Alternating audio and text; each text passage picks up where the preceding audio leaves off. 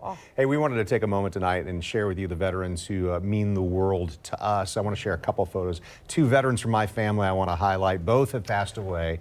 My grandfather, Raymond Justice, seen here on the left, the patriarch. You see 4 generations of the Justice family there. There's a World War II Army Air Corps tail gunner and a B-24. And then on the right, Army Captain Robert Lucero, the cousin I may have gotten in trouble with, had a lot of fun with when we were teenagers. We may have tried smokeless tobacco together for the first time. Robert gave his life in Iraq in 2003, killed by an IED. But for both of their memories, I am so very grateful to every veteran.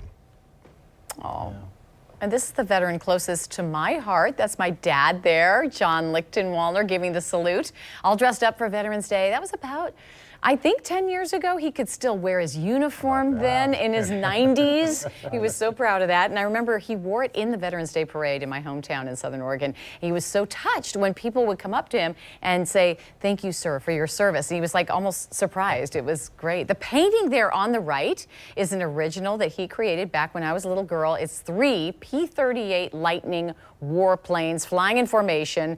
Dad was, as you can see, a talented commercial artist, and he even had some of his paintings hang in the Pentagon years ago. Yeah. Dad piloted P-38s in reconnaissance flights in World War II. And I only wish he was here so I could hear more of his stories from that time. You know? Beautiful pictures, Mary. Yeah. Oh, we're so honored to have his art. I mean, they're just treasures. Treasures, absolutely. And now a photo of just one of the veterans in my family. This is my dad, John Purdy. He was about 20 years old when this photo of him was taken. He died in 2017. He was 92. Wow. Yeah, he served in the Navy as a CB in World War II in the Pacific Theater.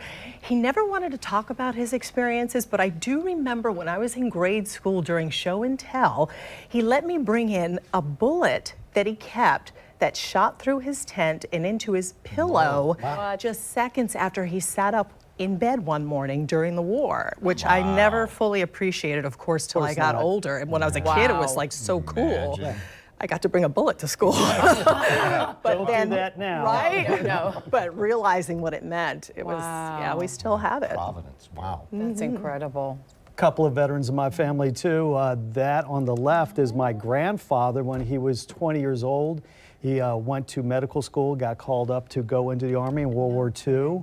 On the right, bottom right corner, it's hard to see, but that was a drawn picture that he had done after he had landed in the big invasion, D-Day, and then he was with Patton's group, and this person, he said, "Hey, I'll draw your picture." Portrait. And he did a portrait for himself. And then on the right here is my wife's father and his father. Oh, wow. His father was in World War I and was in Europe. And then on the right, Fred's my father-in-law, and Fred and I went to lunch today, so he got a free lunch. And Veteran to lunch. Exactly. Better believe it. And Fred's a great guy, and he's getting up there in age. I won't tell you how much, but he's doing a wonderful job. So glad Fred's around still. That's absolutely. fantastic.